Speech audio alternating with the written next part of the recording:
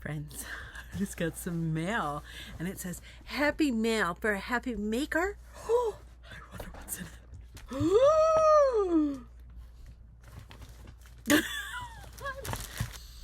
What is in here, you might ask? Oh. All right, you know I have a thing about notebooks, right? Does everybody know that notebooks and pens is like, well, friends, holy, what's in here? It's kind of heavy. What? The Multi Cinch? This is the one where you could do spiral binds. You could do those little disc binder. Oh, look at this. Okay, and then, oh look, this is the multi one. So you just take the cartridges out to do the holes for each of the different things. One is the square, the heart. You could do hearts. Like, so I assume this is for like binding, if you want to sew the binding on. I am beyond excited. So tell me in the comments, what do you think I should make first?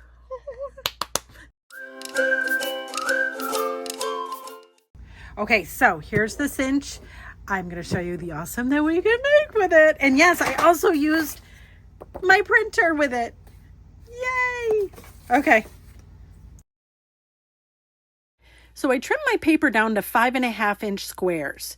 Then I have some chipboard that I'm going to use for stability. Those are 6x6. I also have some shipping labels. They're full sheet shipping labels that I cut down to about 5-inch squares. Now to put it together. So I have my Multi Cinch. I'm going to be using the circle hole punch. We're going to take the original one that was in there out. This one I think is the square one. Super easy to pull, take them, interchange them. So there it is. Done. Ta-da! Next I'm going to take the guide and put it to the corresponding letter to the size of paper.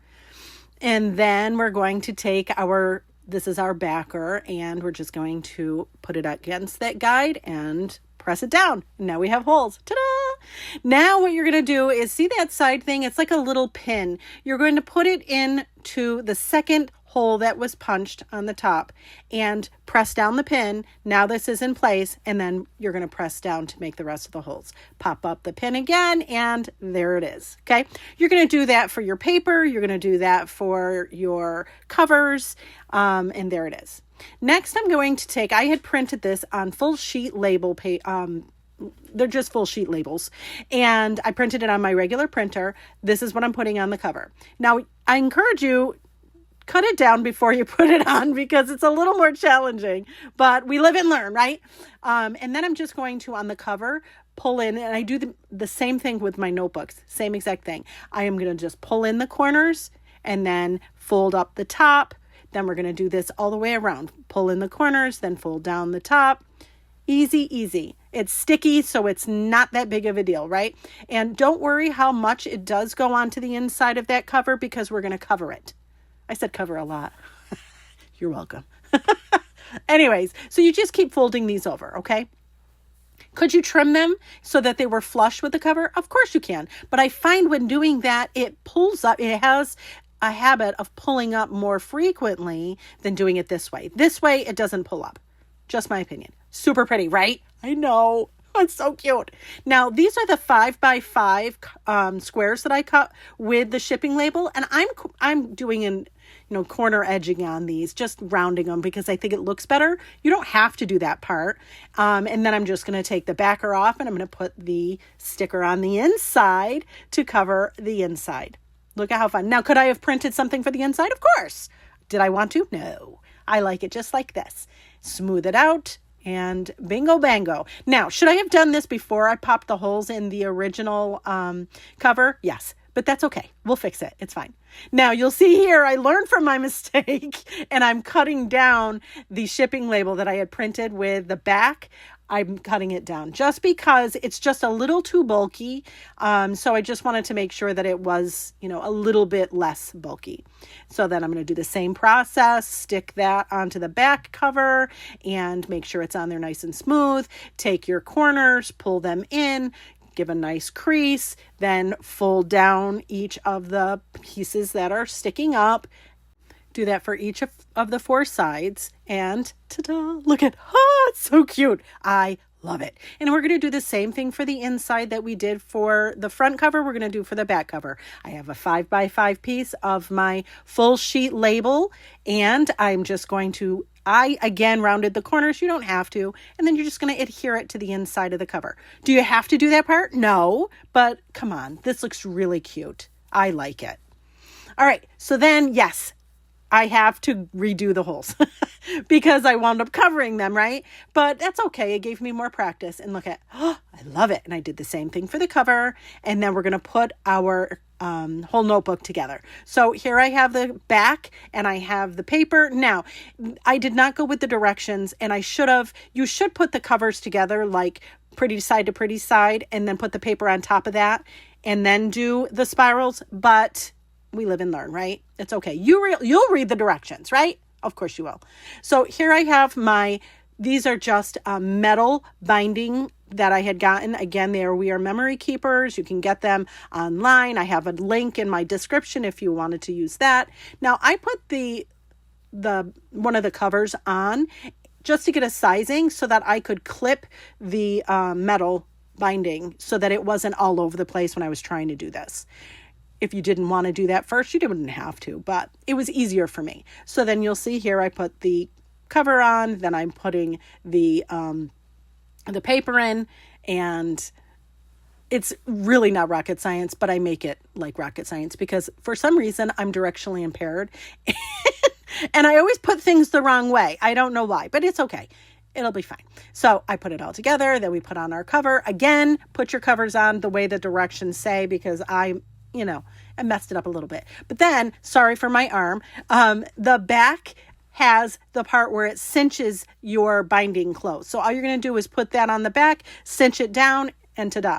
Now, I did take some wire, these are just pliers, and I'm just curling in the wire so that it's not pokey. But look at, what? I love it. Oh my goodness. These are so much fun.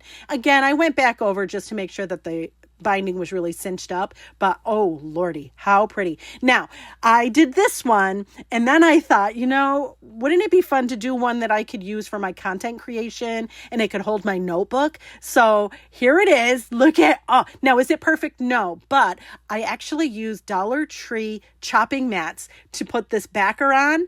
What? Look at, and then you could just slide your notebook on the back. And now I have all of my things where I can do my content creation. I can fill it in. I can erase it, whatever. I can bring it wherever I want. Look at how fun that is. I am so excited. And just think, you could make these for gifts. You could make these for your desk. You can make the sky's the limit, friends. The sky's the limit. Okay, I just wanted to go over, because this is something that vexed me about this awesome machine. Okay, so on the bottom, you'll have, first of all, it's this little joker right here, right? It says that you're supposed to put a guide in, okay? Well, where do you put the guide? I don't know. Well, it tells you right on the cartridge. So on the cartridge, hopefully you can see what I'm talking about. See all of these numbers over here? So whatever your paper, so say you're doing a piece of paper that is normal, 8.5 by 11, right? And you want to put all of your holes on the 11-inch side. Well, you would pick, that would be a whole number, right? So you would pick letter E because that's a whole number. If your paper is 5 1/4, you would pick a different one, right? So then you would then go and take the guide out, and whatever letter corresponds with the paper size, you would put it in that letter. So for example, the one I said, if it's 11 inches, it's a whole number. So we would put it in the part where it says E, and you just put it in there. And there you go. And then you line your paper up to that, and that's how you get your first set of hole punch. Okay, so final thoughts on this multi cinch that I have. I love it. Love it. Now, is it a little pricey, each of the cartridges? Perhaps. But if you're a craft enthusiast and you love making gifts, you love notebooks, all of the things, if you're a maker and you're selling your stuff, this might be a good one. I'll be honest with you, I love it. I think it is super fun. If you want to do spiral bound, all of the things. Anyways, I hope you enjoy it. I'll do more reviews. Let me know in the comments what else I should be reviewing and what you would make with it. If you have this, maybe you don't have the same experience as me. Tell me in the comments. What do you love about it? What do you not so much about it? Okay. Anyways, thanks so much for watching, friends. And if you like this, don't forget there are other videos that you could watch that have similar vibes. Okay. Thanks for being here.